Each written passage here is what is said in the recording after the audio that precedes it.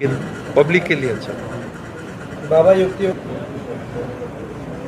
दूर दराज के इलाकों में जहां दर संख्या कम होती है वहां जो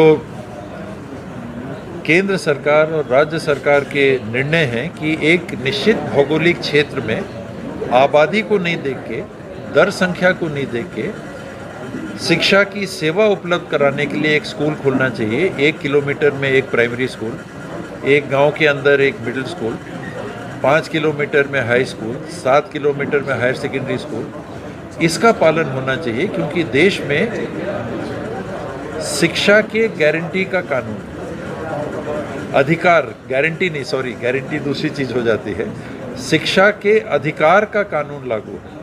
उस शिक्षा के अधिकार का बुनियादी चरण प्राथमिक शिक्षा होती है।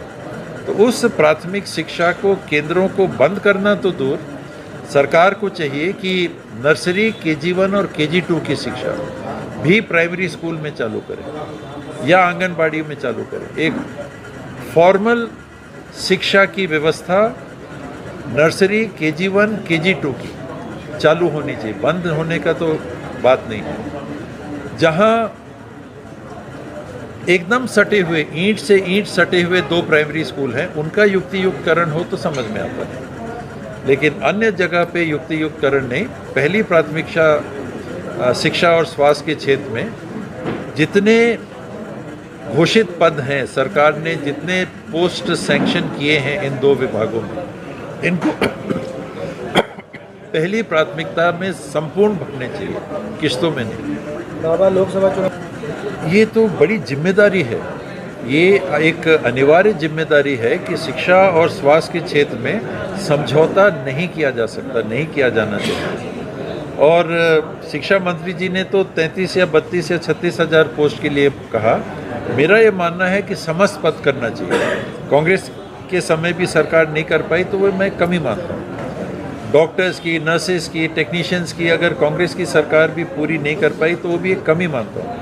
कोई भी सरकार की पहले नहीं हुआ तो हम भी नहीं करेंगे, ये गलत है। पहले कोई कमी रह गई तो अब आपको मौका मिला है, आपको उसको पूरा करना है। और ये 2 विभागों में एक तरफ क्या मांग है, हमको रोजगार चाहिए। जो मंत्री जी ने कहा कि भाई सबको रोजगार नहीं मिलेगा, वो अपने अलग बात है, तो इतना तो रोजगार मिले।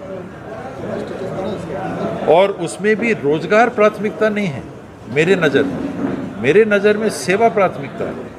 शिक्षा और स्वास्थ्य के क्षेत्र में सेवा उपलब्ध होनी चाहिए नागरिक को, और उसका समझिए क्या कहते हैं, एंसिलरी यूनिट मान लीजिए कि वो रोजगार भी दे रहा है हमारे युवतियों को और युवाओं को जो पढ़े लिखे हैं, जिनको वो जगह पे काम करने का मौका मिल सकता है। वो मेरे लिए दूसरी प्राथमिकता। पहली प्राथमिकता सेवा उपलब्ध कराना। पढ़ाई नहीं हो रही, आप खुलेआम मंच में, मीडिया में डिस्कस करते हैं, आप कहते हैं कि रिपोर्ट आई है कि 8वीं 10वीं कक्षा तक के 50% बच्चे पढ़ के नहीं बता पा रहे हैं कि किताब में क्या लिखा है। वो कैसे होगा अगर आपके पास टीचर नहीं है और आप शुरू से ही उनको ABCD अच्छे से नहीं पढ़ा पाओगे, तो वो 10वीं भी पहुंचते तक कितना पढ़ पाएंगे। आप खुद आंकड़ों को प्रमाणित तौर पे प्रस्तुत कर रहे हैं कि हमारे देश में शिक्षा की ऐसी स्थिति है, तो वो क्यों है? इसलिए है कि वहाँ पर आपने लोगों को ही तैनात नहीं किया है। आप स्वास्थ्य की सेवा नहीं पहुँचा पा रहे। क्यों नहीं पहुँचा पा रहे? बिस्तर में उठा के लाना पड़ रहा है और दूर दूर आपको जाना पड़ रहा है। क्यों?